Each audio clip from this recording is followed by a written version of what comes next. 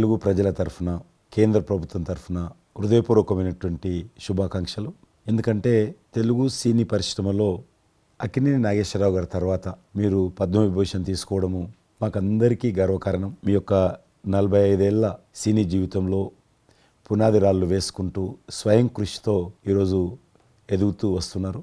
ఎంతో కష్టపడి మీరు ఈ స్థాయికి చేరుకున్నటువంటి మీకు ఈరోజు కేంద్ర ప్రభుత్వం పద్మవిభూషణ్తో సన్మానించడము నిజంగా ప్రతి తెలుగు బిడ్డ గర్వపడాల్సినటువంటి అంశం అని నేను భావిస్తా ఉన్నాను. Thank you so much.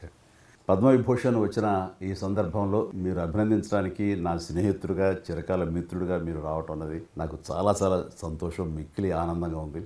And మీ ప్రేమని మీ అభిమానాన్ని ఆస్వాదిస్తున్నాను. Thank you so much. ఢిల్లీలో రాష్ట్రపతి చేతుల మీదుగా తీసుకుంటున్నారు కాబట్టి మేము దానికంటే ముందే మిమ్మల్ని కలవాలి, అభినందించాలనేటువంటి ఆలోచనతో ఈరోజు మీ దగ్గరికి రావడం జరిగింది. మోస్ట్ వెల్కమ్ అండి. దక్షిణ భారతదేశంలో రజనీకాంత్ గారు కానీ మీరు కానీ ఒక మంచి నైతిక విలువలతో కూడినటువంటి నటులుగా మంచి పేరు తెచ్చుకున్నారు. అంతేకాకుండా మన తెలుగు ఇండస్ట్రీస్కి వచ్చినప్పుడు తెలుగు ఇండస్ట్రీలో అప్పుడప్పుడు అనేక రకాల సమస్యలు వస్తుంటాయి, క్రైసిస్ వస్తూ ఉన్నప్పుడు ప్రభుత్వంతో కానీ మీ నటుల మధ్యలో కానీ సినిమా ఇండస్ట్రీ మధ్యలో కానీ వచ్చినప్పుడు సీనియర్ నటుడుగా మెగాస్టార్గా అందరినీ సమన్వయపరుస్తూ మరి ముందుకు తీసుకెళ్ళేటువంటి వారు. అలాంటి మీరు ఈరోజు మరి పద్మవిభూషణ్ రావడం అనేటువంటిది మరి అందరం సంతోషించాల్సిన అంశం అని నేను భావిస్తా ఉన్నాను. ఈ ఇండస్ట్రీ లేకపోతే మేము లేవండి. మా చదివిన చదువుకు కానీ మన బ్యాక్గ్రౌండ్కి కానీ ఏదో ఒక మారుమూల ఉద్యోగం చూసుకుంటూ ఉండాల్సిన వాళ్ళు ఈ రోజున ఇంత సెలబ్రిటీ స్టేటస్ కానీ ప్రపంచవ్యాప్తంగా ఎక్కడ మన వాళ్ళు ఉన్నా సరే అక్కడ గుర్తింపు కానివ్వండి, ఇవన్నీ రావటం అంటే కనుక కళామ తల్లి ఆ సినిమా ఇండస్ట్రీ నాకు పెట్టిన భిక్షగా నేను ఫీల్ అవుతుంటాను. ఆ ఇండస్ట్రీ లేకపోతే ఏం లేదు. అందుకని ఇలాంటి ఇండస్ట్రీకి ప్రత్యుపకారంగా నేను ఏం చేయాలి, నాకు ఇంత స్థానం ఇచ్చిన ఇండస్ట్రీకి తిరిగి నేను ఏం ఇవ్వగలను అనేటటువంటి ఒక గ్రాటిట్యూడ్ నుంచి మొదలైంది. క్రైసిస్ వచ్చినప్పుడు నేనేదో నా భుజం కాయాలి, నా వంతు సహాయం చేయాలి అనేది ఆలోచన. ఒక ఇంటికి పెద్ద బిడ్డగా పెద్ద కొడుకుగా ఆ ఇంటి కుటుంబ బాధ్యతలకి తన వంతు సహాయం ఎలా చేస్తాడో అలాగే నిర్వర్తించాలని ఉంటుంది. కానీ ప్రతిదానికి పెద్ద నేను అనేటువంటి బేసిజానికి మాత్రం పోవాలని కారణం ఒకటి అనుకుంటే మీరంటే అందరు యాక్సెప్టబిలిటీ ఉంటుంది. అది కూడా అది యాక్సెప్టబిలిటీ చిన్నవాళ్ళు కానీ పెద్దవాళ్ళు కానీ ఈ రంగం కానీ ఆ రంగం కానీ మీరు ఏదైనా ఒక మాట చెప్తే దాని మీద మీరు నిలబడతారు, మిగతా వాళ్ళు కూడా మీ మాట గౌరవం ఇస్తారు. అది కారణం నేను అనుకుంటాను. సినిమా రంగం నుంచి రాజకీయాలకు వచ్చి కూడా రాజకీయాలలో మీకంటూ ఒక ప్రత్యేక స్థానాన్ని సంపాదించుకున్నారు. మీరు కొత్త ఒరవడి రాజకీయాల్లో కూడా తీసుకురావడం జరిగింది. మీరు చేపట్టినటువంటి ప్రచార కార్యక్రమం కానీ మీకు వస్తున్నటువంటి స్పందన కానీ అద్భుతంగా మేమందరం ప్రతి కార్యక్రమాన్ని వేరే ప్రత్యామ్నాయ పార్టీలో ఉన్నప్పుడు కూడా మీ రాకను మేము గమనించే వాళ్ళము. మీరు చేస్తున్నటువంటి ప్రచారము కొత్త ఒరవడి మీరు అద్భుతంగా చేశారు. ప్రాంతాలకు అతీతంగా మీకు స్పందన లభించింది, చాలామంది గెలిచొచ్చారు. ఒక ఆర్టిస్ట్గా నేను మంచి స్థితిలో ఉన్నప్పుడు రాజకీయాల్లోకి వెళ్ళాల్సినటువంటి ఒక పరిస్థితులు నెలకొన్నాయి. ఆ సమయంలో నేను ప్రజలకి ఏదో చెయ్యాలనే తప్పనే ప్రధానం తప్ప ఎలాంటి పొజిషన్స్ ఏమిటి దీని మీద నాకు దృష్టి లేదు. ఎందుకంటే అన్నిటికీ మించి ఉన్నతమైన స్థానాన్ని వాళ్ళ మనసులో వాళ్ళు ఇచ్చిన తర్వాత దానికి మించి నాకు ఏది కావాలి కోరిక లేదు నాకు. అయితే ఏదో చిన్న ఎత్తున మనకి తెలిసి మనకు అందుబాటులో ఉన్నటువంటి చారిటబుల్ ట్రస్ట్ ఇవి పెట్టి చేస్తాం, నేత్రదానం అని రక్తదానం అని చేస్తున్నాం. కానీ పెద్ద ఎత్తున చేసే అవకాశం భగవంతుడు ఇస్తే కనుక అది చిత్తశుద్ధితోటి నేను మనసావాచ కర్మేణ చెయ్యాలి అని ఆ రకంగా నా కృతజ్ఞత తీర్చుకోవాలని మాత్రం చూపించాలని మాత్రం నాకు ఎప్పుడు ఉంటుండేది. నాకు ఇప్పటికి జ్ఞాపకం ఉంటుంది. ఇది అంతకుముందు ఒకటే ఉండేది, ఇలాగ పెట్టినప్పుడల్లా ప్రతిసారి మీరే జ్ఞాపకం వస్తారు నాకు. ఎంత కీన్ అబ్జర్వేషన్. రాజకీయంగా ఉన్నప్పుడు మాత్రం నాకు ఎనలేని సంతృప్తి ఎక్కడ లభించిందంటే ముఖ్యంగా ఇప్పుడు తమరు చేస్తున్నటువంటి శాఖ ఉంది కదా టూరిజం, అది నేను మీకంటే కొంచెం ఒక స్టెప్ ముందుగా దాన్ని నేను అవి నిర్వర్తించినప్పుడు ఆ శాఖలో మంత్రిగా నాకు పొందినటువంటి అనుభూతి కానీ లభించిన సంతృప్తి కానీ అంతా ఇంత కాదు. ఆ రకంగా మాత్రం రాజకీయాలకు వస్తే ఇంత చేయొచ్చా అనేది మాత్రం నాకు సుస్పష్టంగా నాకు అనుభవపూర్వకంగా తెలిసొచ్చింది మంత్రిగా ఉన్నప్పుడు టూరిజానికి. అది అలా అలా వెళ్ళి ఆఖరికి ఒక కల్నరీ ఇన్స్టిట్యూట్ అనేది నాకు అవకాశం తిరుపతిలో నేను వెళ్ళాను. అద్భుతమైనటువంటి ఇన్స్టిట్యూట్ అది. అంటే క్షమించాలి, అది ఇనిషియేట్ చేసి తీసుకురావడం వరకు నేను చేసి ఇంకా ప్లానింగ్ అంతా మీరు ఉన్నప్పుడే జరిగింది. అంతా జరిగింది. రాబట్టడానికి ఎంత కృషి చేశానంటే అంతా ఇంత కాదు, అది మనకు రాకుండా పోయే పరిస్థితులు ఉన్నాయండి. ఆ టైం లోపల ఒక మినిస్టర్నా ఒక సూపర్ స్టార్నా అన్నీ పక్కన పెట్టేసి ఆ ప్లానింగ్ కమిషన్ చైర్మన్ ఉండేవారు మౌంటిగా అహ్లూవాలియా, ఆయన దీన్ని వద్దు, మనకి ఇది వైబుల్ కాదు, ఇది ఫీజిబుల్ కాదంటే కనుక కాదని ఆయన గుమ్మదరికి వెళ్ళిపోయి చేతులు కట్టుకుని ఇది ఓకే చేయండి సార్, దీని ఆవశ్యకత అంతా కాదు. ఇండియాలో ఉన్నటువంటి ఎన్ని రకాల స్టేట్స్, ఎన్ని రకాల కల్చర్స్ ఉన్నాయో అన్ని రకాల వంటకాలు ఉండేటటువంటి దేశం మందే. అది నేర్పించే ఒక ఇన్స్టిట్యూషను ఈ రోజున మనకి కావాలి, అదే కల్నరీ ఇన్స్టిట్యూట్. అది మనకు వచ్చింది, దాన్ని మనం నిలబెట్టుకోవాలి. ఇది గొప్ప అవకాశం, ఎంతోమందికి ఉద్యోగం ఇవ్వటమే కాదు, మన కల్చర్ని కూడా మనం నిలబెట్టడం అవుతామంటూ ఆయనతో పోరాడి కన్విన్స్ చేసి ఓకే చేసి ఇక్కడ రాష్ట్ర ప్రభుత్వం అంటే ఆ రోజున ఉన్న రాష్ట్ర ప్రభుత్వం ఒప్పించి రేణుగుంటలో 17 ఎకరాల దాకా చేయించి ఇంకా పెట్టేస్తున్నాం, ఇంకా మనం స్టోన్ వేస్తున్నాం ఇక్కడ అని అనుకున్న సమయంలో ఈ రాష్ట్ర విభజన సమయంలో నేను రిజిగ్నేషన్ టెండర్ చేసి వచ్చింది. అయితే ఫైల్ సంతకం అన్నీ అయిపోయినాయి. దాని తర్వాత ఇమ్మీడియట్గా వచ్చిన కేంద్ర ప్రభుత్వంగా మీరు దాన్ని ఇంప్లిమెంట్ చేసి ఈరోజు రేణుగుంటలో అది మీరు చాలా అద్భుతంగా ఉన్నదండి. ఇంకా దాన్ని ఈ మధ్యలోనే 2 రోజుల క్రితం ఈ మధ్య నేను మా సెక్రటరీని పంపించాను. మళ్ళీ దాన్ని ఇంకా రిక్రూట్మెంట్ కానీ ఇంకా రీడెవలప్మెంట్ కానీ ఇంకా ఏ రకంగా డెవలప్, ఇప్పుడు ఆల్రెడీ మేము ఎస్వి యూనివర్సిటీతో టైప్ చేసుకుంటున్నాము, టీటీడీ వాళ్ళతో టైప్ చేసుకుంటున్నాము, కొన్ని స్టార్ హోటల్స్తో టైప్ చేసుకుంటున్నాము. ఆ రకంగా ఇంకా మీరు ఏదైతే ఆలోచన ఉండనో మీ ఆలోచన ప్రకారం దాన్ని ముందుకు ముందుకు తీసుకెళ్తాం. మీరు రాజకీయాలు ఉన్నా సినిమా రంగంలో ఉన్నా కూడా కల్మషం లేనటువంటి వ్యక్తి అని నేను భావిస్తాను. ఎవరిని పల్లెత్తు మాట అన్నారు, ఇంట్లో అన్నారు అనుకుంటే బయట అన్నారు అనుకుంటాను. పార్టీ పెట్టినప్పుడు కూడా ఎవరన్నా అక్కడక్కడ రాజకీయంగా అన్నా కానీ మీరు వ్యక్తిగతంగా అందరూ గౌరవిస్తారు ఈరోజు ఏ పార్టీలు ఉన్నప్పుడు కూడా. నేను అది ముందస్తుగా చూసింది మీలో కిషన్ రెడ్డి గారు. మిమ్మల్ని మనస్ఫూర్తిగా చెప్తున్నాను, అసెంబ్లీలోకి నేను అడుగుపెట్టినప్పుడు నేను కొత్తవాడిని. నా వెనకాల ఆల్రెడీ ఒకసారి ఎమ్మెల్యేగా చేసి రెండోసారి ఎమ్మెల్యేగా ఉన్న కిషన్ రెడ్డి గారు నా పక్క సీట్లో ఉండేవారు. ఇటు పక్క ఇంకొకరు జయప్రకాష్ నారాయణ గారు, ఆయన ఇటు పక్క చంద్రబాబు నాయుడు గారు, మరో పక్కేమో వైఎస్ఆర్, అందరూ ఉండేవాళ్ళు. వీళ్ళందరూ మాట్లాడుతుంటే, వీళ్ళందరూ రాజకీయ ఉద్దండులు మాట్లాడుతుంటే అందరిని చూస్తుండేవాడిని. అక్కడ నాకు వచ్చిన షాక్ ఏంటంటే, ఫస్ట్ ఒకళ్ళు దుయ్యబెట్టుకుంటూ తిట్టుకుంటూ అసలు దుర్భాషలు ఆడుకుంటూ కొట్లాడుకునే పరిస్థితి వస్తూ ఇక ఫినిష్ అయిపోయింది, ఇక ఒకళ్ళొకళ్ళు మాట్లాడుకోరు, ఇంకా వీళ్ళు దీర్ఘకాల శత్రువులు వీళ్ళు ఇంకా అనే ఫీలింగ్ వచ్చింది. ఇలా ఉంటుందా అనేది. బట్ దానికి విరుద్ధంగా నేను అసెంబ్లీ అయిపోగానే కారులో నడుచుకెళ్తుంటే ఎవరైతే ఇద్దరు తిట్టుకున్నారో ఒకరొకరు దూషించుకున్నారో వాళ్ళు భుజమే చేసుకుని ఏంది భయ్యా నువ్వు అలా అన్నావు, నువ్వు అనలేదు భయ్యా, అరే నా నాయకుడు చూస్తున్నాడు అనకపోతే బాగుండదని ఇట్లా అంటుంటే నాకు షాక్ తిన్నాను, చాలా ఆశ్చర్యపోయేవాడిని. ఇది ఇలా ఉంటుందా? మీ సినిమా ఫీల్డ్ కంటే ఎక్కువ నటులు ఉంటారు, మీ సినిమా ఫీల్డ్ కంటే ఎక్కువ నటులు రాజకీయాల్లో ఉంటారేమో అలా అనిపిస్తుంది నాకు. అక్కడ అలాంటి పరిస్థితుల్లో ఒక నిబద్ధతతోటి ఇష్యూ బేస్డ్గా మాట్లాడుతూ తను అనుకున్నవి నిర్దిష్టంగా చెప్పగలిగేటటువంటి నాయకుల్లో మిమ్మల్ని అబ్జర్వ్ చేశాను. మీరు ఎక్కడ ఎవరిని దుర్భాషలాటం నేను చూడలేదు, ఎవరిని పౌరుషంగా మాట్లాడటం చూడలేదు, ఎవరిని ఎద్దేవా చేయడం రెడిక్యూల్ చేయడం నేను చూడలేదు. మీరు ఎంతసేపు ఇష్యూ బేస్డ్గా మాట్లాడేవాళ్ళు, స్ట్రాంగ్ వాయిస్ చేసుకుని మీరు అనుకున్నది అది ఎంత కరెక్టు, ఎలా అన్యాయం జరుగుతుంది అని ఆ ప్రజలకి మద్దతుగా ప్రజల తరపున నిలబడి మాట్లాడిన నాయకుడిగానే మిమ్మల్ని చూశాను. నేను ఇప్పటికీ అలాగనే ఉన్నాను. అవును, మా పార్టీలో ఉన్న కొంతమంది కానీ బయట ఉన్నటువంటి వాళ్ళు కానీ కొంత మీడియా విలేకరులు కానీ నువ్వు ఆ రకంగా మెత్తగుంటే లాభం లేదు, ఇప్పుడు రాజకీయాలలో నువ్వు కూడా పరుషంగా మాట్లాడాలి, వ్యక్తులను చాలా గట్టిగా మాట్లాడాలి అంటారు. కానీ నేను అదే అంటాను, నేను ఇప్పుడు మారలేను, నాకు అవసరం కూడా లేదు, నేను ఇలానే ఉంటాను. నేను గతంలో ఏ రకమైనటువంటి వాజ్పేయి గారు, లాల్ కృష్ణ అద్వానీ గారు, మా తెలంగాణలో మా వి రామారావు గారు, వెంకయ్యనాయుడు గారు, దత్తాత్రేయ, ఇదంతా నాకు నేర్పారు వాళ్ళు. నేను చిన్నగా ఉన్నప్పుడు నా చేయి పట్టుకొని నడిపారు వాళ్ళు. కాబట్టి నేను ఏ రోజు కూడా చిన్న పొరపాటు చేయకూడదనేటువంటి దాంట్లో ఉన్నాను. నేను ఎప్పుడన్నా రాస్తారోకో చేసేవాళ్ళం. రాస్తారోకే మాకు వి రామారావు గారని సిక్కిం గవర్నర్ ఉండే ఎమ్మెల్సీ, ఆయన వెంటనే ఫోన్ చేసేవాడు. నువ్వు ఎక్కడన్నా పోతున్నప్పుడు ఎవరన్నా రాస్తారోకే చేస్తే ఒక 2-3 గంటలు ట్రాఫిక్ జామ్ అయితే నీకెంత బాధ అవుతుంది.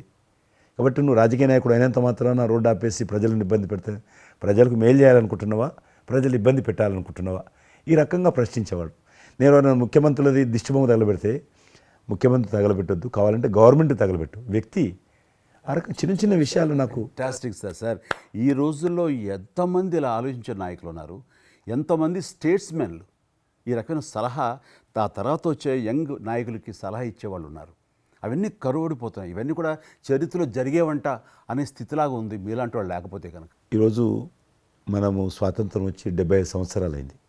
ఈ 75 సంవత్సరాల్లో మనం అనేక రకాలుగా అభివృద్ధి చేసుకున్నాము, ప్రాజెక్టులు కట్టుకున్నాము, ముందుకెళ్ళాము, కొంత మెరుగైనటువంటి పరిస్థితి వచ్చింది. కానీ మన తర్వాత వచ్చినటువంటి స్వాతంత్రం వచ్చినటువంటి దేశాలు కూడా డెవలప్డ్ కంట్రీగా ఎమర్జ్ అయినాయి. మనం ఇంకా డెవలపింగ్ కంట్రీ, అభివృద్ధి చెందిన దేశంగా ఎదగలేదు. కానీ దురదృష్టం ఏంటంటే మనకు టార్గెట్ పెట్టుకోలే, ఎప్పటి లోపల మనం లక్ష్యం చేరుకుందాం అనేది ఎక్కడ కూడా పెట్టుకోలేదు. ఇంకో 75 సంవత్సరాల తర్వాత ఇట్లనే ఉన్నాం అనుకో, ఇంకో 75 సంవత్సరాల తర్వాత కూడా వెనక తిరిగి చూస్తే మనం డెవలపింగ్ కంట్రీగా ఎమర్జ్ కాము. అందుకే ఈ మధ్యలో మన కేంద్ర ప్రభుత్వము ఒక టార్గెట్ పెట్టుకుంది. ఇప్పుడు కమింగ్ 25 ఇయర్స్ ప్రపంచంలో అత్యధికమైనటువంటి యూత్ పాపులేషన్ ఇండియాలో ఉంటుంది. ఎగ్జాక్ట్లీ. కాబట్టి ఈ 25 ఇయర్స్ అమృతకాలం అంటారు దీన్ని. ఎగ్జాక్ట్లీ. ప్రధానమంత్రి కూడా అప్పుడప్పుడు అంటుంటారు ఇది అమృత కాలం. కాబట్టి ఈ 25 ఇయర్స్ మన యూత్ కానీ ప్రతి ఒక్క ఫీల్డ్ కానీ మనము ఇప్పుడు సినిమా ఫీల్డ్ అందుకు సినిమా ఫీల్డ్ 2047లో ఏ రకంగా ఉండాలి, ప్రపంచాన్ని ఏ రకంగా డామినేట్ చేయాలి, అగ్రికల్చర్ ఏ రకంగా డామినేట్ చేయాలి, ఇండస్ట్రీ ఏ రకంగా డామినేట్ చేయాలి, ఎన్జిఓస్ ఏ రకంగా పనిచేయాలి, ఆర్థిక వ్యవస్థ ఏ రకంగా ఉండాలి, ఆ రకంగా ఎవరికి వారు 140 కోట్ల మంది మనం అనుకొని 2047 లోపల 100 సంవత్సరాల స్వాతంత్ర పండుగ జరుపుకుంటాము. ఆ రోజుకు మనం అభివృద్ధి చెందిన దేశంగా ఎదగాలి. ఇంకొక మాట అంటారు ప్రధానమంత్రి గారు, అప్పుడు ఏ పార్టీ ఉంటుందో అధికారం మనకు అనవసరం.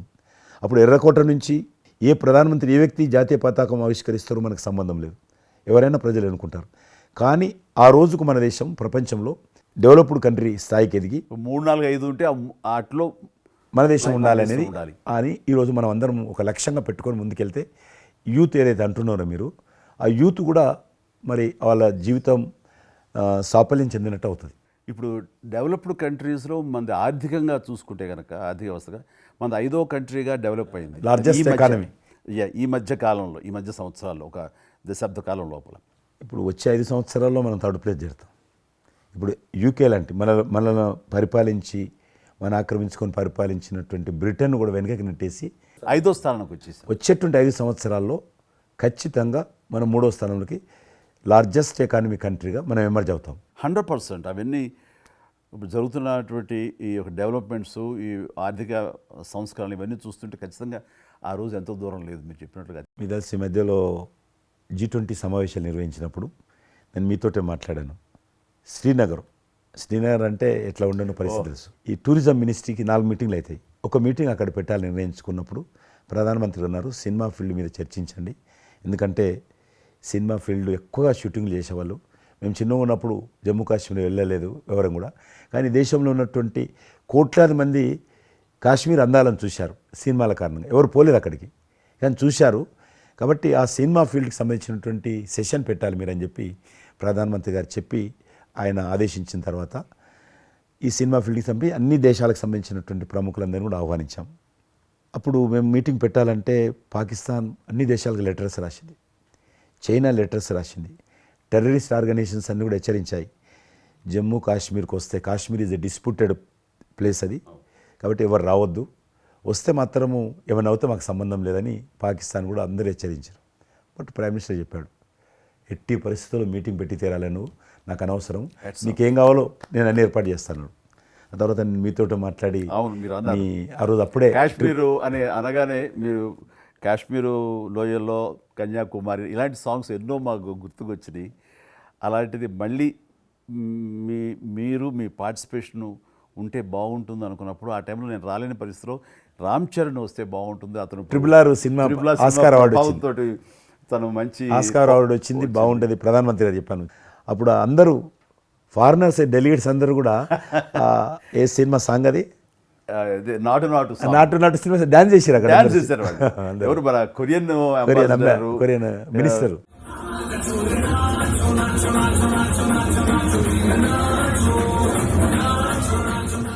అలాగే ఇంకొక జర్మన్ అంబాసిడర్స్ చాలా మంది కింద మీరు చూసింది కొద్దిమందిని కింద చాలా మంది చేశారు పాట పెట్టి చేసినప్పుడు. సో ఇప్పుడు మీకు మనవి చేస్తున్నాను, లాస్ట్ 2023లో ఇప్పుడు ఆ ఆర్టికల్ 370 తెలియించిన తర్వాత 23 కానీ 22 కానీ ఆల్మోస్ట్ మోర్ దెన్ 300 పిక్చర్స్ అవి మరి ఓటీటీ సినిమాలు కావచ్చు, టీవీ సీరియల్స్ కావచ్చు, మన సినిమాలు కావచ్చు, కొన్ని బయట దేశాలకు సంబంధించినటువంటి సినిమాలు కూడా ఆల్మోస్ట్ 300 పిక్చర్స్ షూటింగ్ జరిగాయి అక్కడ లాస్ట్ 2 ఇయర్స్లో.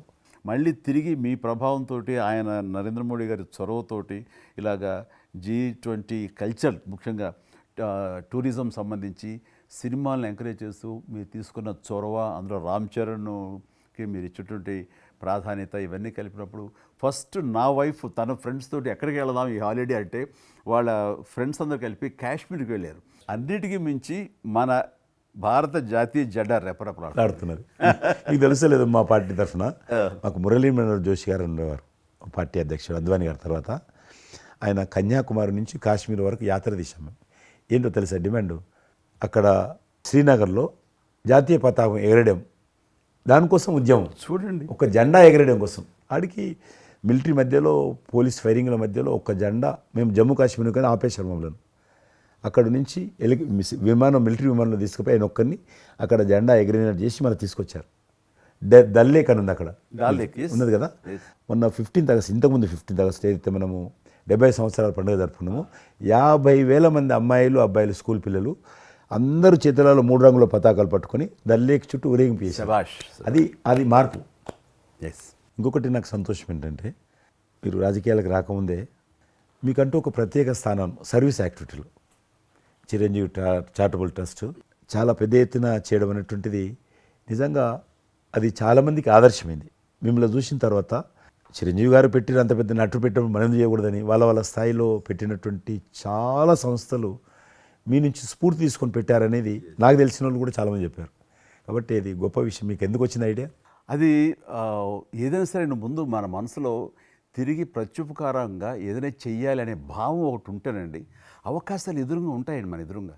అలా చూసినప్పుడు ఆ టైంలో రక్తం దొరకక చనిపోయే వాళ్ళు చాలామంది ఉన్నారు. అది గర్భస్రావంతో, డెలివరీ సమయంలో, యాక్సిడెంట్ సమయంలో కొంతమంది క్షతగాతులు, అట్లాగా లుకేమియా కానివ్వండి, క్యాన్సర్ కానివ్వండి, ఇలాంటివి తలసేమియా కానివ్వండి, ఇలాంటి చాలామంది ఉన్నారు.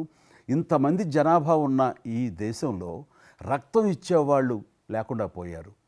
ఎందుకంటే రక్తం అనేది ల్యాబుల్లో తయారు చేసేది కాదు, ఒక మనిషి మరొక మనిషికి దానం ఇస్తేనే జరిగేది. సో ఆ మాత్రం ఆల్టర్నేటివ్ లేదు, ప్రత్యామ్నాయం లేదు. సో ఇది కేవలం మంచి మనసుతోటి ఉండేవాళ్ళు ఇచ్చేదే.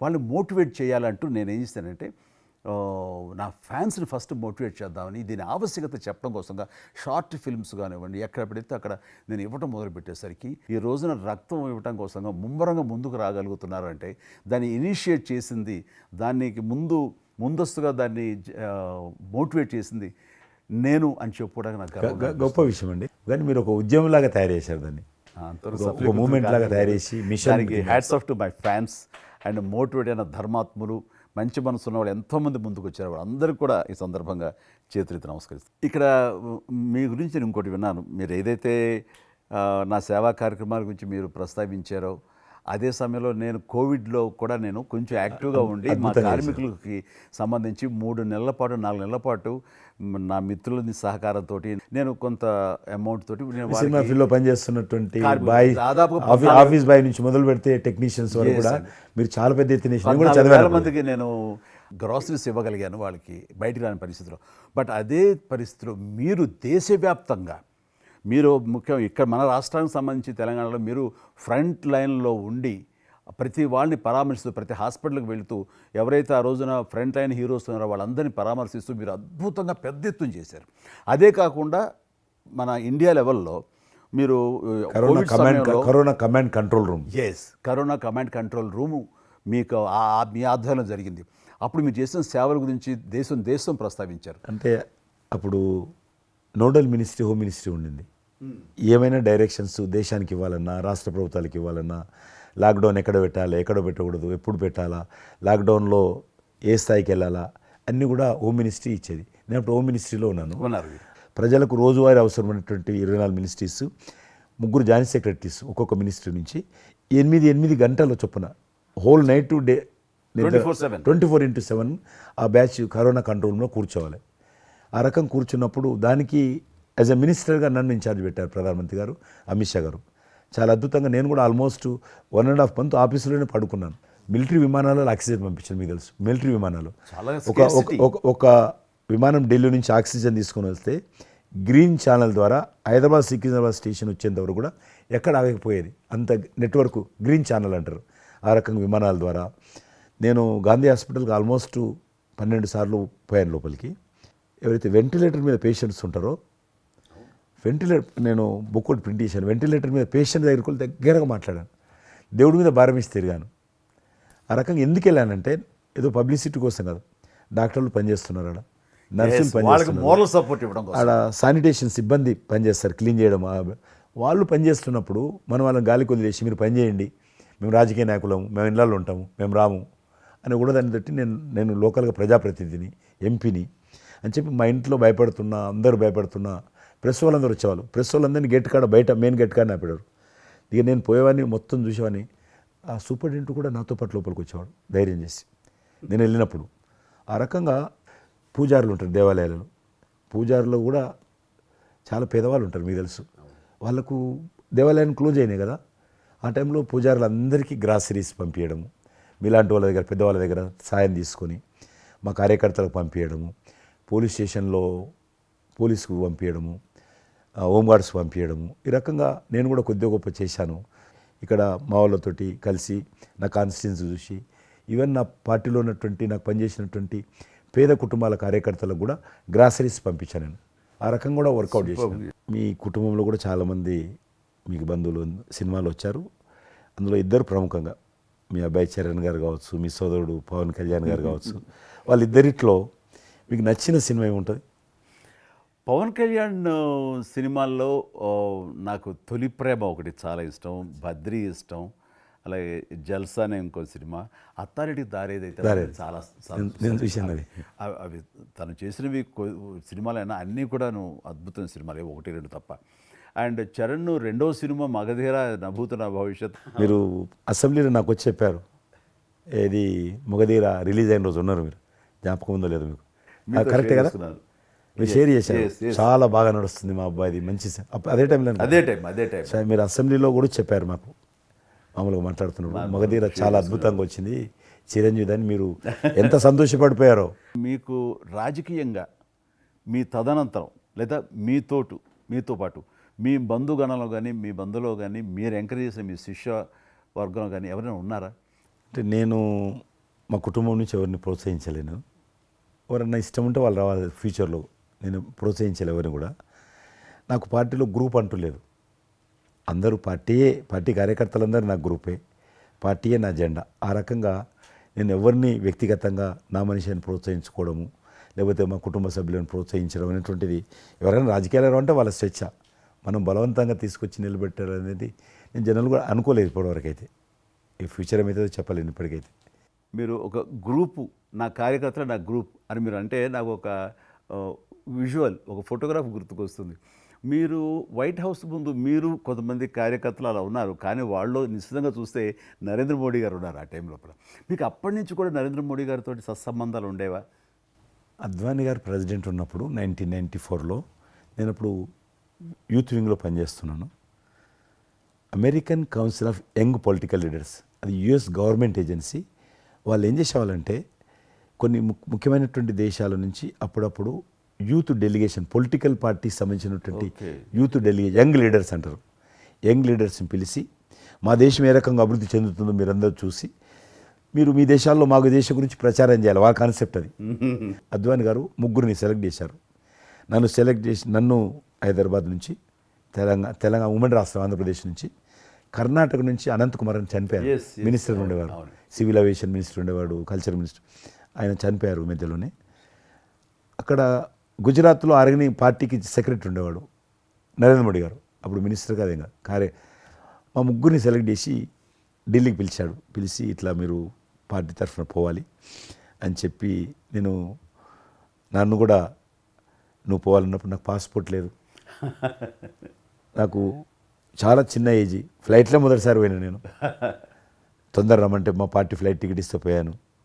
మాట్లాడినాక వారు చెప్పారు మీరు ముగ్గురు అని కూర్చున్నాక ఇంటి ముందోటి కటింగ్ షాప్ ఉంది, నరేంద్ర మోడీ గారి గడ్డ ఉంది, నాకు గడ్డ ఉంది చిన్నోని, మీరు ఇద్దరు క్లీన్ షేవింగ్ చేసుకురా అన్నాడు. నరేంద్ర మోడీ ఇంటి మా అమ్మ పోయిన క్లీన్ నాకు చూపించాలన్నాడు మళ్ళీ వచ్చి, మళ్ళీ పోయి క్లీన్ షేవింగ్ చేసుకొని నరేంద్ర మోడీ గారు మేము ఇద్దరం, ఎందుకనంటే అయినా మీరు పార్టీ రిప్రజెంట్ చేయడం లేదు, మీరు ఇండియాని రిప్రజెంట్ చేస్తున్నారు, టైంకి రావాలా, టైం పోవాలని చెప్పి మమ్మల్ని పంపించిన తర్వాత నరేంద్ర మోడీ గారు మీరు చూడండి ఆ ఫోటోలో ఆయన సంఖ్య ఒక బ్యాగ్ ఉంటుంది, ఆ బ్యాగులో పుస్తకము పెన్ ఉంటుంది. మేము రాజులాగా పుస్తకం లేదు, పెన్ లేదు, మేము పోతుంటే అందులో భాగంగానే వైట్ హౌస్ లోపల రాణించేవాళ్ళు చాలా దూరంకి వెళ్ళి, కానీ చూపించేవాళ్ళు బయట ఉండే కొంత అమెరికా ఇది వైట్ హౌస్ అక్కడ కనిపిస్తుంది, అందులో అది ప్రెసిడెంట్ రూము, ఇక్కడ కనిపిస్తుంది కిచెను, ఇది కాన్ఫరెన్స్ హాలు, బయట నుంచి అందరు చెప్పేటోళ్ళు చాలామంది ఉండేవాళ్ళు. అదే నేను చూసి గైడర్స్ టూరిస్ట్ గైడ్స్ ఉంటారు కదా, వాళ్ళు చాలామంది అక్కడ పోతే చెప్పేవాళ్ళు. ఆ రకంగా అక్కడ దిగినటువంటి ఫోటో అది. ఎందుకు రిలీజ్ చేశానంటే ప్రధానమంత్రి గారు అయిన తర్వాత నాకు ఫోన్ చేశాడు, కిషన్ ఏమన్నా మీ దగ్గర ఫోటోలు ఉన్నాయా, ఆయన దగ్గర లేవు పాపం. ఓకే, నాకు ఫోన్ చేశాడు. నేను ఎమ్మెల్యే క్వార్టర్స్లో అవన్నీ ఫోటోలు తీసినాక ఇంత కట్ట ఉండే కానీ అన్నీ అంటుకొని ఒకటి మనకు తెలియదు కదా, మొత్తం పాడిపోయినాయి. 8 ఫోటోలు దొరికినాయి, అందులో ఏదో ఒకటి దొరికింది బోటు థమ్స్అప్ తాగుతూ, అప్పుడు థమ్స్అప్ తాగోదని కూడా తెలియదు, ఇది మల్టీనేషనల్ కంపెనీ అటువంటి ఏం లేదు అప్పుడు. బోట్ నడిపిస్తున్న ఫోటో ఇవన్నీ కూడా కొన్ని దొరికితే పంపించాను. ఆయన ఏ వైట్ హౌస్ ముందు అయితే నేను ఫోటో దిగాను గేట్ కాడ, ఈరోజు అదే వైట్ హౌస్ ఆహ్వానం మేరకు వైట్ హౌస్ లోపలికి వెళ్తున్నానని ఆ ఫోటో రిలీజ్ చేశాడు ఎక్సలెంట్ ఎక్స్పీరియన్స్ ప్రైమ్ మినిస్టర్. ఆ ఫోటో అది అప్పుడు బయటకు ఆ ఫోటో బయటకు వచ్చింది. ఆ రోజు ప్రైమ్ మినిస్టర్ గారు అయిన తర్వాత అమెరికాకి వెళ్తున్న రోజు రిలీజ్ చేసిన ఫోటో అది. మీరు మాకు ఒక మాట ఇచ్చారు, మీరు మన ఆఫీస్ ఏదైతుందో టూరిజం ఆఫీసు ఢిల్లీలో నేను వస్తాను, మన ఇద్దరం ఒకసారి ఎందామని అన్నారు. కానీ మీ ఒత్తిడి కారణంగా మన ఒత్తిడి కారణంగా జరగలేదు. ఇంకా అది రేపు ఎలక్షన్స్ తర్వాత మళ్ళీ అది చెప్పలేము కాబట్టి అది నేను చెప్తున్నాను, మీరు అక్కడే ఉంటారు, నేను వస్తాను. అది కాకుండా మీరు నాకు ఇంకా జ్ఞాపకం ఆఫీస్లో ఉన్నప్పుడు నాకు గర్వం ఫీల్ అవుతాను. ఎందుకంటే మీరు పెట్టిపోయినటువంటి ఫోటోలు ఇండియాకి సంబంధించినటువంటి టూరిజం డెస్టినేషన్ యొక్క ఫోటోస్ ఏవైతున్నాయో అవి ఇంకా ఆ రకంగానే ఉన్నాయి. నేను అడిగిన ఎవరు పెట్టారంటే చిరంజీవి గారు పెట్టారంటారు. డ్రైవర్ కూడా మీకైతే డ్రైవర్ ఉండను, అతను ఇప్పుడు నా దగ్గర ఉన్నాడు, రణధీర్. మీకు చెప్తుంటాడు, సార్ మై చిరంజీవి సాబ్ కभी మై సాబ్ డ్రైవర్ మై చలాయితా ఉనకా గాడి ఢిల్లీ మే అది ఆప్కు మే చలా రూమ్ సాప్ అంటాడు. ఇంకా ఉన్నాడు పాపం. చాలా సీనియర్ అండి అతను, చాలా మంచివాడు. మన ఉమ్మడి ఆంధ్రప్రదేశ్ ఉన్నప్పుడు మనం ఇండియాలోనే మనమే ఆరోగ్యశ్రీని ప్రారంభించామన్నది నాకు తెలిసినటువంటి వాస్తవం. ఆ తర్వాత మిగతా రాష్ట్రాలు కూడా అది వ్యాపించింది అనేది చాలా ఇది. అలాంటి ఆరోగ్యశ్రీకి కిషన్ రెడ్డి గారే ఆద్యులు అంకురార్పణ చేసిన వాడు అని బయట బాగా వినికిడి ఉంది. ఆ తర్వాత ప్రభుత్వాలు పికప్ చేసాయి. అది ఎందుకు, ఎలాగా, అది మీరు ఎట్లా ఇనిషియేట్ చేశారు ఆరోగ్యశ్రీ అనేది? 2004 నేను ఎమ్మెల్యే అయినప్పుడు పేరున్న మందకృష్ణ మాదిక్ గారు, ఆయన వాళ్ళకు సంబంధించినటువంటి ఎస్సీ వర్గీకరణ మీద పోరాటం చేస్తూనే సామాజిక సమస్యల మీద కూడా పోరాటం చేసేవారు. దివ్యాంగులకు పెన్షన్ పెంచాలని ఆయన తిరుగుతున్నప్పుడు ఈ అనేక జిల్లాలలో గుండె జబ్బులు ఉన్నటువంటి పిల్లలు జన్మించేవాళ్ళు. వాళ్ళకు ఆ రోజు ఒక ఆపరేషన్ చేయాలంటే 10 లక్షలు, 12 లక్షలు, 13 లక్షలు అయ్యేది. పేదవాళ్ళకి అది అవకాశం ఉండేది కాదు. చాలామంది చనిపోయేవాళ్ళు కూడా. అప్పుడు రాజశేఖర రెడ్డి గారు ముఖ్యమంత్రిగా ఉన్నారు. మేము ట్యాంక్ బండ్ కింద అంబేద్కర్ భవనం ఉంది, అక్కడ మీటింగ్ పెట్టుకున్నాము. ఒక 3000 మంది పసిపిల్లలు వాళ్ళ తల్లిదండ్రులు వచ్చారు. మీటింగ్ అయినాక ఆ మీటింగ్లోనే ఒక అబ్బాయి చనిపోయాడు. ఇప్పుడు ఏం చేయాలి సేమ్ అబ్బాయి అంతే వచ్చాడు, చిన్న పసిబాబు అందే వచ్చాడు, అబ్బాయి చనిపోయాడు. మేము ఏం చేసినాం, నేను మందకృష్ణ గారు కలిసి, నేను కూడా ఉద్యమానికి వెళ్ళాను. ఆ అబ్బాయి డెడ్ బాడీ పట్టుకొని అంబేద్కర్ ట్యాంక్ బండ్ నుంచి అంబేద్కర్ విగ్రహం దగ్గరకు వచ్చాం. మాతో పాటు ఆ పసిపిల్లలందరినీ తీసుకొచ్చాం, 3000 మంది పసిపిల్లలు. అంబేద్కర్ విగ్రహం ట్యాంక్ బండ్ అంబేద్కర్ విగ్రహం మొత్తం ఆ పిల్లలు వాళ్ళ తల్లిదండ్రులు కూర్చున్నాం, డెడ్ బాడీ పెట్టుకొని కూర్చున్నాం. ఎట్టి పరిస్థితుల్లో రాష్ట్ర ప్రభుత్వము అందరికీ కూడా ఉచితంగా చిన్నపిల్లలందరూ కూడా ఆపరేషన్ చేయించాలి, ప్రైవేట్ హాస్పిటల్లో కానీ ఎక్కడైనా వాళ్ళ ఇష్టం చేయించాలి, వీళ్ళ ప్రాణాలు కాపాడాలని డిమాండ్ తోటి కూర్చున్నాం. 11 గంటలకు కూర్చున్న తర్వాత రాజశేఖర రెడ్డి గారు దురదృష్టం ఆ రోజు ఢిల్లీకి వెళ్ళిపోయాడు, ఢిల్లీలో ఉన్నాడు. బట్ ఢిల్లీ నుంచే ఫోన్లో మాట్లాడాడు ఆయన. మాట్లాడి నేను తర్వాత ఆలోచిస్తాం, మీరు అట్లా చేయొద్దు, ఎందుకంటే మమ్మల్ని లాఠీ చేయడానికి వీలేదు, పసిపిల్లలు, గుండె జబ్బులు ఉన్న పిల్లలు, మమ్మల్ని నెట్టేయడానికి వీలేదు పోలీసులో కూడా విచిత్రమైన పరిస్థితి, ఆందోళన, ఉద్యమం చేస్తున్నాం మేము, చాలా డెడ్ బాడీ పెట్టుకొని ఉన్నాం, ఏం చేయాలో పోలీసులకు తోచది. ముఖ్యమంత్రి గారు అన్నప్పుడు రాజశేఖర్ గారు మా మెడ మీద కత్తి పెట్టి మీరు ఈ రకంగా దబాయిస్తున్నారు, ఏమని అనుకోండి సార్, మీరు కృష్ణ గారు చాలా గట్టిగా ఉన్నారు, ఏమని అనుకోండి, మీరు ఎట్టి పరిస్థితుల్లో ఇది చేయాలని చెప్పి మేమిద్దరం కదలాలి.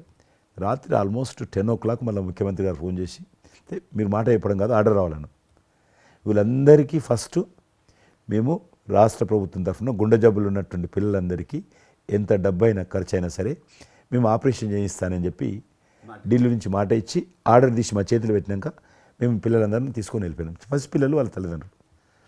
ఆ తర్వాత మళ్ళీ ముఖ్యమంత్రి గారు వచ్చిన తర్వాత మళ్ళీ మీటింగ్ పిలిచాడు మమ్మల్ని, పిలిచి ఈ రకంగా చేయడం తప్పు, మీరు నన్ను బెదిరించారు, బ్లాక్మెయిల్ చేశారు, ఆర్డర్ చేశారు, ఏమని అనుకోసారి మేము ప్రజల పిల్లల ప్రాణాలు కాపాడడం కోసం చేసాం తప్ప మీకు వ్యతిరేకంగా కాదు, ఇంకొకరు కాదు. అందులో బాబు చనిపోయాడు. తర్వాత ముఖ్యమంత్రి ఆలోచన చేసి డాక్టర్లను పిలిచి ఎట్లా చేద్దాము, అప్పుడు సర్వే చేయించాడు. వాళ్ళు గ్రామ పంచాయతీలో సర్వే చేస్తే 2 లక్షల మంది పిల్లలు ఉన్నారు ఒక్క ఆంధ్రప్రదేశ్లోనే, ఉభయ రాష్ట్రాల్లో గుండెకు జబ్బు హోల్ ఉండి పుట్టినటువంటి వాళ్ళు 2 లక్షల మంది పిల్లలు ఉన్నారు. ఇంతమందికి నేను ఎట్లా చేస్తా అది ఇదని మళ్ళీ సర్వే వచ్చిన తర్వాత వెరిఫికేషన్ వచ్చిన లిస్ట్ తీశాడు, అంచనా వచ్చిన తర్వాత అప్పుడు ఆయన ఇన్సూరెన్స్ ఏదైనా చేద్దామా అని, ఆయన డాక్టర్ కదా ఒరిజినల్గా, ఆయన డాక్టర్ వృత్తి చదువుకున్నది MBBS అయినా, ఆయనకి ఈ విషయం బాగా తెలుసు కాబట్టి ఏం చేద్దామని ఆలోచన చేసి అప్పుడు ఇన్సూరెన్స్ పథకం ఆ పిల్లల కారణంగా, గుండె జబ్బులు ఉన్నటువంటి పిల్లల కారణంగా ఆ 2 లక్షల మందికి పిల్లలు ఇన్సూరెన్స్ చేయాలన్న వచ్చినటువంటి ఆలోచనే ఈ ఆరోగ్యశ్రీ పథకం. అలా మీరు ఇనిషియేట్ చేసినటువంటి ఈ ఆరోగ్యశ్రీ కానివ్వండి, ఇది నిజంగా ఇలాంటి సామాజిక స్పృహ అనేది రాజకీయంగా ఆలోచిస్తే వచ్చేది కాదండి. ఇది మానవతా విలువలతోటి మానవత్వంతో ఆలోచించారు కాబట్టి ఈ రోజున అది సఫలీకృతం కాగలిగింది. భారతదేశంలోనే అది ఒక అందరూ ఆచరించేటువంటి గొప్ప పథకం అయింది. అది ఎంతమంది లబ్ధి పొందుతారో వాళ్ళందరూ బ్లెస్సింగ్స్ మీకు ఉండాలి. అసెంబ్లీలో ఉండగా నాకు ఒక రిప్రజెంటేషన్ ఇచ్చారు.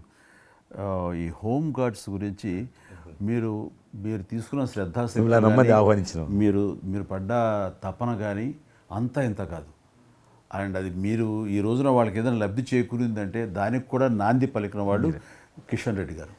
3,000 జీతం ఉండేది సార్ వాళ్ళకు, కుటుంబము.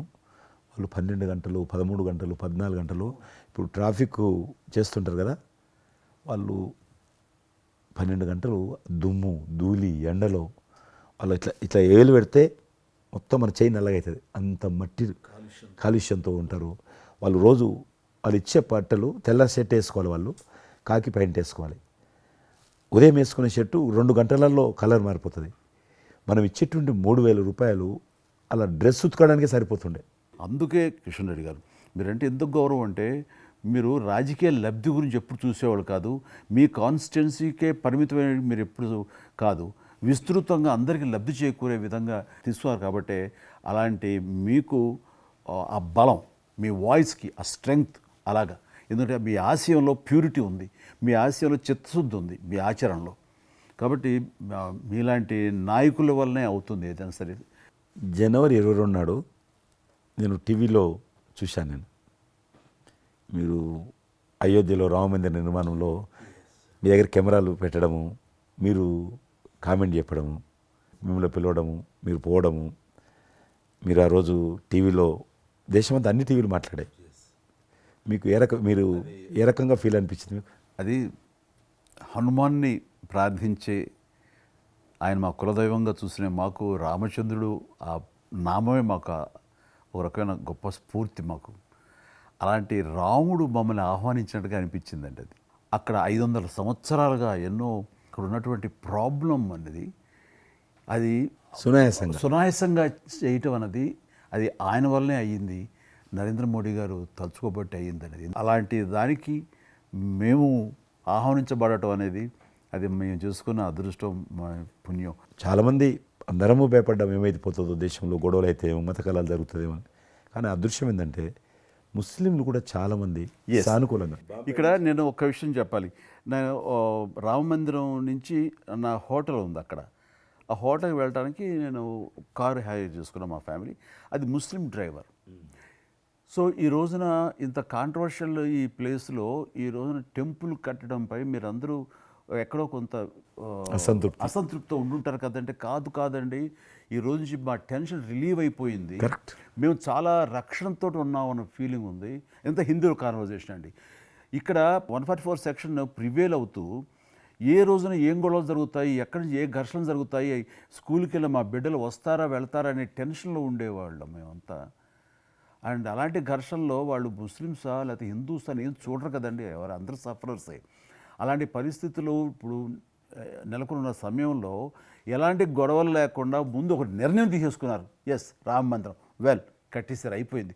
ఇక్కడి నుంచి లిఫ్ట్ చేసేసారు 144 సెక్షన్, ఇంకేం లేదు, అన్నీ సజావుగా సాగిపోతాయంటే మాకు సెక్యూర్డ్ ఫీలింగ్ వచ్చింది, మా బిడ్డలకు రక్షణగా ఉంది, మాకు ఇంకేమి కాదన్న భరోసా వచ్చింది మాకు. వీఆర్ సో హ్యాపీ అని ఒక ముస్లిం సోదరుడు అన్నారు. ఇప్పుడు అదే మీరు ప్రస్తావిస్తున్నారు. ఇప్పుడు చాలామంది ముస్లిమ్స్ వెళ్తున్నారు చూడడానికి, దర్శనం చేసుకోవడానికి. ఒక అమ్మాయి అయితే బాంబే నుంచి నడుచుకుంటూ వచ్చింది, 22nd చేరుకుంది అక్కడ అమ్మాయి. ఓకే, నేను ఉన్నాను వెనకనే ధైర్యాన్ని ఇచ్చేటువంటి మన ప్రధాని గారు, ఈ భారత ప్రభుత్వం ఇవన్నీ కలిపి దోహదపడ్డాయి. అందుకని ఆయన ఒక మాట అన్నారు అయోధ్య టైంలో, మొన్నటిదాకా టెంట్లో రాముడిని చూసాం, ఇంకా రాముడికి ఆ పరిస్థితి లేదు, ఆయన ఒక పర్మనెంట్ స్ట్రక్చర్లో ఉంటాడు అని అన్నప్పుడు అందరూ మంచి రెస్పాన్స్ ఇచ్చారు, బాగా రెస్పాండ్ అయ్యారు. అట్లాగా ఈ రోజున ఆయన తీసుకున్న ప్రతి కార్యక్రమం కూడాను ఒక మత సామరస్యాన్ని సూచిస్తుంది. దానికి నేను ఒక్క విషయం కూడా చెప్తాను, మీరు చెప్పారు కదా, నేను ఎలక్షన్ ప్రచారానికి 2019లో కానీ అంత ముందుగానే వెళ్ళేవాడిని. డిఫరెంట్ రీజన్స్ మా పార్టీకి సంబంధించి కావచ్చు, ఇతరత్ర కావచ్చు. మేము వెళ్తున్నప్పుడు ముస్లిం సమాజాన్ని బస్తీలు కూడా వస్తాయి కొన్ని. మేము ఎంత మైకులు పెట్టుకొని డ్రమ్ కొట్టుకుంటూ పోయినా కూడా ఒక్కరు కూడా బయటకు వచ్చేవాళ్ళు కాదు. ఇప్పుడు పరిస్థితి త్రిపుల్ తలాక్ అని ఒకటి ఉండేది, అది ముస్లింలో ఒక సాంప్రదాయం. అది ఏదైనా భర్త కోపం వచ్చినా 3 సార్లు తలాక్ అంటే ఆడబిడ్డ ఇంటి నుంచి వెళ్ళిపోవాలి. 3 సార్లు అంటే తలాక్ అంటే వెళ్ళిపోవాలి. అయితే దాన్ని మోడీ గారు త్రిపుల్ తలాక్ సిస్టాన్ని చట్టం చేసి ఇది చేయడానికి వీల్లేదు, ముస్లిం మహిళలకు కూడా హక్కులు ఉంటాయి అని చెప్పి ఆయన చేశాడు. అప్పుడు కూడా చాలామంది భయపెట్టించారు, మత కళాలు జరుగుతాయి, అట్లా వేయొద్దు, నువ్వు ముస్లిం పర్సనల్ విషయాల్లో మీరు జోక్యం చేసుకుంటున్నారంటే ఆయన చాలా వివరంగా చెప్పాడు. ఈరోజు నువ్వు ఒక భర్తగా నీ భార్యకు తలాక్ అని ఇచ్చేసి పంపించేస్తున్నావు. రేపు నువ్వు తండ్రి అవుతావు, తండ్రి అయిన తర్వాత కూడా మీ అల్లుడు నీ కూతురుకు తలాక్ తాగని విడాకులు ఇచ్చి పంపిస్తే అప్పుడు నువ్వు ఎంత బాధపడతావు? కాబట్టి ఏ తండ్రి అయినా సరే అట్లుంటుంది. కాబట్టి ఇది ఈ రకమైనటువంటి ఉండకూడదని చెప్పి ఆయన త్రిపుల్ తలాక్ రద్దు చేస్తే, నేను ప్రచారానికి వెళ్తున్నప్పుడు అంతకుముందు బయటకు వచ్చేవాళ్ళు కాదు. ఉదాహరణకు నేను ఇట్లా పోతున్నాను అనుకోని, రోడ్డు రథం మీద నేను పోతుంటే ఇటు సైడ్ నుంచి ఒక ముస్లిం అలా భార్యను కూర్చుని పెట్టుకొని మోటార్ సైకిల్ మీద నడుపుకుంటూ వచ్చేవాడు. ఇప్పుడు ఏం చేస్తున్నంటే భర్తకు చూడకుండా ఎన్నుకున్నటువంటి భార్య పరద లేపి ఇట్లా నాకు ఊపుతున్నచ్చి, ఇది నేనే సాక్ష్యం. అంత మార్పు వచ్చింది. కట్టన్స్ ఓపెన్ చేసి బస్తీలలో ఇండ్ల ముందుకు వెళ్తుంటే ముస్లిం ఆడబిడ్డలు వచ్చి, మాతృమూర్తులు వచ్చి, తల్లులు వచ్చి చేతులు ఊపుతున్నారంటే నిజంగా సంతోషం. అంటే ఆడబిడ్డలో 10 కోట్ల మంది ముస్లిం ఆడబిడ్డలు ఈ దేశంలో, కానీ అది రావడంతో వాళ్ళకు ఒక ధైర్యం వచ్చింది, వ్యతిరేకత లేకుండా ఏ ప్రొటెస్ట్ లేదు. అదే ఫస్ట్ ఆఫ్ ఆల్ విజయం. కాబట్టి ఈరోజు ఆ రకంగా మీరు చెప్పిన దాన్ని బట్టి వాతావరణం మార్పు వచ్చింది. ఈరోజు మత కళాలు లేవు, కర్ఫ్యూలు లేవు. హైదరాబాద్లో ఎన్ని గొడవలు జరుగుతుండే, ఒక్క గొడవ లేదు ఎక్కడ. బాంబేలో, యూపీలో ఎక్కడ చూసినా మత కళాలు ఉండేది. ఈరోజు ఆల్మోస్ట్ 98% కమ్యూనల్ క్లాసెస్ అయిపోయినాయి. ఎక్కడ కూడా కర్ఫ్యూ అనే లేదు. దేశంలో ఎక్కడో దగ్గర కొన్ని నగరాలలో కర్ఫ్యూ ఉంటుండేది, కొన్ని నగరాల్లో మత కళాలు జరుగుతుండేది. ఎక్కడో ఒక దగ్గర యూపీలోనూ, మధ్యప్రదేశ్లోనూ, మహారాష్ట్రలోనూ, ఇప్పుడు బీహార్లోనూ ఎక్కడ వింటలేదు, ఎక్కడ లేదు. ఈవెన్ జమ్మూ కాశ్మీర్ లాంటి రాష్ట్రంలో కూడా 144 సెక్షన్ లేనటువంటి పరిస్థితి ఉన్నది. మీరు వేయచ్చా అంటారు, అద్భుతంగా ఉంది మాట. అది నరేంద్ర మోడీ గారు చాలా విజనరీగా ఆ రకంగా చేశారు. చాలా సంతోషం కృష్ణరెడ్డి గారు. మీరు నన్ను అభినందించడానికి అవార్డు తీసుకుంటున్న సమయంలో ఆ పురస్కరించుకుని మీరు వచ్చినందుకు, నన్ను అభినందించినందుకు ధన్యవాదాలు తెలియజేస్తూ, మీతో ఇంతసేపు సంభాషించడంలో ఎన్నెన్నో విషయాలు తెలుసుకున్నాను, నాకు అనుభవపూర్వకంగా తెలిసి మీతో పంచుకున్నాను. అండ్ మీలాంటి నాయకులు రావాలి, ఉండాలి, మరి ఎంతోమందికి ఇన్స్పిరేషన్గా ఉండాలి. మీ ఆశయాలు, మీ ఆచరణలు, మీ సమస్య పరిష్కార మార్గాలు, అలాగే మీ నాయకుల యొక్క ఆయన ఆశయాలు, ఆయన యొక్క మార్గదర్శకంగా మీ ముందుండి మిమ్మల్ని ముందు నడిపించే విధంగా, తద్వారా అందరూ కలిసి భారతదేశాన్ని మీరు చెప్తున్నట్టుగా అభివృద్ధి చెందిన దేశాల్లో ఒక దేశంగా పెట్టే స్థితికి మనం వెళ్ళాలనే ఆశాభావం మీ అందరితో పాటు నాకు ఉంది. అండ్ మరొకసారి మీకు ధన్యవాదాలు. తప్పకుండా మీరు జీవితంలో ఇంకా మరెన్నో మెట్లెక్కాలి, ఇంకా మీకు మంచి భవిష్యత్తు ఉంది. ఇటు సినిమా రంగానికి సేవ చేయాలి, అటు సమాజంలో కూడా సేవ చేసేటువంటి అనేక రకాల, సమాజం అంటే ఒక రాజకీయాలే కాదు, అనేక రకాలుగా మీరు చేస్తూ ఉన్నారు ఇప్పటికీ. కాబట్టి రేపు భగవంతుడు ఏం చేస్తారు ఎవరి చేతుల్లో లేదు. కాబట్టి మీరు నిండా నూరేళ్ళు ఉండి ఈ దేశానికి, ఈ ప్రజలకు సేవ చేయాలని నేను మనస్ఫూర్తిగా కోరుకుంటూ, మరొకసారి పద్మవిభూషణ్ అందుకుంటున్న సందర్భంగా మీరు నా హృదయపూర్వకమైనటువంటి శుభాకాంక్షలు. Thank you. అలాగే మీకు ఈ ఎన్నికలు విజయవంతం కావాలని మనస్ఫూర్తిగా కోరుకుంటూ, ఖచ్చితంగా మీరు మళ్ళీ ఏ మినిస్ట్రీలో ఉంటారో, ఎక్కడ ఉంటారో అనేది నాకు మన చేతుల్లో లేదు. తెలుస్తుంది. అండ్ వచ్చి మిమ్మల్ని అలా కలుస్తాను నేచర్ మాట ప్రకారం. ఆల్ ద వెరీ బెస్ట్ అండి. Good luck.